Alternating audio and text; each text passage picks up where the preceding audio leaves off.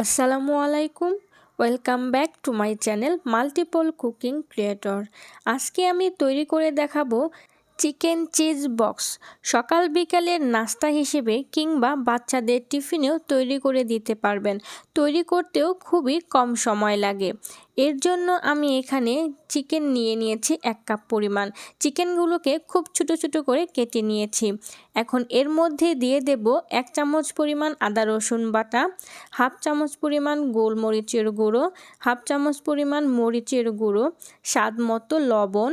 এরপর দিয়ে দিচ্ছি 1 চামচ লেবুর রস, দিয়ে দিচ্ছি 1 চামচ সয়া সস। এরপর অ্যাড করে দেব 1 টেবিল চামচ পরিমাণ টমেটো সস। আমি এখানে 2 ধরনের সস ব্যবহার করেছি। লবণ দেওয়ার সময় একটু বুঝে দেবেন, সসেও লবণ দেওয়া থাকে। এবার সব কিছু খুব ভালোভাবে নেড়েচেড়ে মিশিয়ে নিচ্ছি। মেশানো হয়ে গেছে। এই পর্যায়ে চাইলে আপনারা ম্যারিনেট করে রাখতে পারেন আধা ঘন্টার জন্য। আমি এখনই রান্না করে নিচ্ছি। রান্নার জন্য একটা প্যানে নিয়ে নিচ্ছি 2 টেবিল চামচ পরিমাণ তেল। দিয়ে দিচ্ছি 1/4 কাপ পরিমাণ পেঁয়াজ কুচি।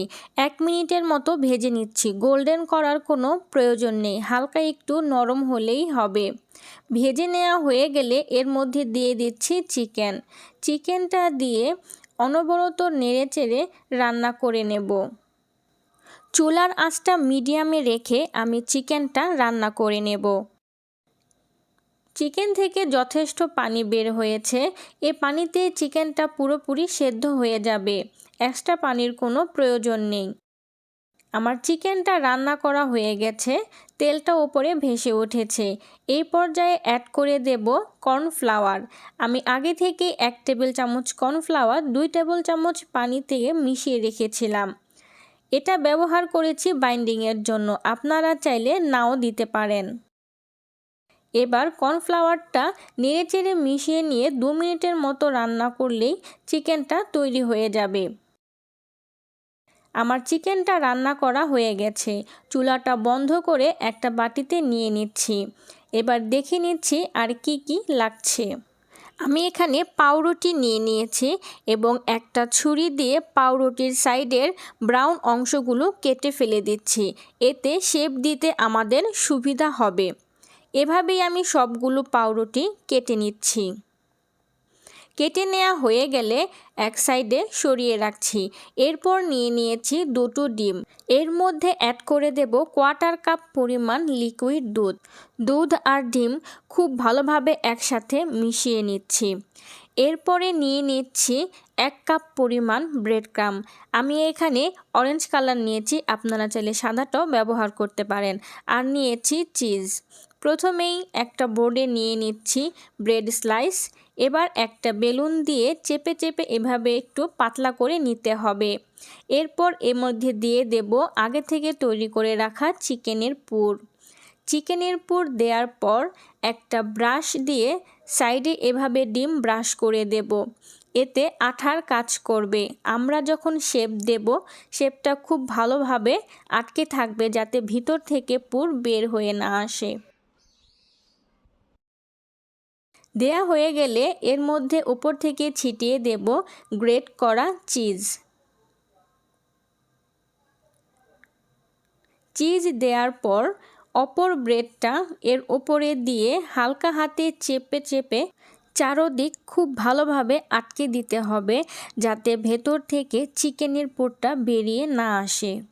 শেপ দেওয়ার পর একটা ছুরি দিয়ে বাড়তি অংশগুলোকে কেটে নিচ্ছি। এতে দেখতে সুন্দর লাগবে, আপনারা চাইলে নাও করতে পারেন। এরপর এটাকে ব্রেড ক্রাম্ব দিয়ে কোটিং করে নেব। এর জন্য প্রথমে ডিমে উল্টে পাল্টে চুবিয়ে নিচ্ছি। ডিম দিয়ে কোট করা হয়ে গেলে এবার ব্রেড ক্রাম্বের মধ্যে নিয়ে উল্টে পাল্টে চারো সাইডে খুব ভালোভাবে ব্রেড ক্রাম্বগুলো লাগিয়ে দিতে হবে। খেয়াল রাখবেন যাতে কোনো সাইডে ফাঁকা থেকে না যায়। লাগিয়ে নেওয়া হয়ে গেলে হালকা ঝেড়ে এক্সট্রা ব্রেড ক্রাম্বটা ফেলে দিচ্ছি। এভাবেই সবগুলো তৈরি করে নিচ্ছি। আমার সবগুলো তৈরি করা হয়ে গেছে। এবার ভেজে নেওয়ার পালা। একটা প্যানে পর্যাপ্ত পরিমাণে তেল দিয়ে গরম করে নিয়েছি। এবার মিডিয়াম হিটে উল্টে পাল্টে 3 থেকে 4 মিনিটের মতো ভেজে নিলেই তৈরি হয়ে যাবে আমাদের চিকেন চিজ বক্স। ভেজে নেওয়া হয়ে গেলে একটা ঝাঁঝরি দিয়ে তেল থেকে তুলে নিচ্ছি। এভাবেই আমি বাকিগুলো ভেজে নেব। আমার সবগুলো চিকেন বক্স ভেজে নেওয়া হয়ে গেছে। আপনাদেরকে একটা ভেঙে দেখাচ্ছি ভিতরটা কতটা পারফেক্ট হয়েছে। চিজগুলো খুব সুন্দরভাবে গলে গেছে। আপনারাও বাড়িতে একবার ট্রাই করে দেখতে পারেন। আশা করছি ভালো লাগবে। বিশেষ করে বাচ্চারা খুবই পছন্দ করবে। আমার ভিডিওটি যদি ভালো লেগে থাকে আমার চ্যানেলটা সাবস্ক্রাইব করে পাশেই থাকবেন। লাইক, কমেন্ট অ্যান্ড শেয়ার করতে ভুলবেন না। আল্লাহ হাফেজ।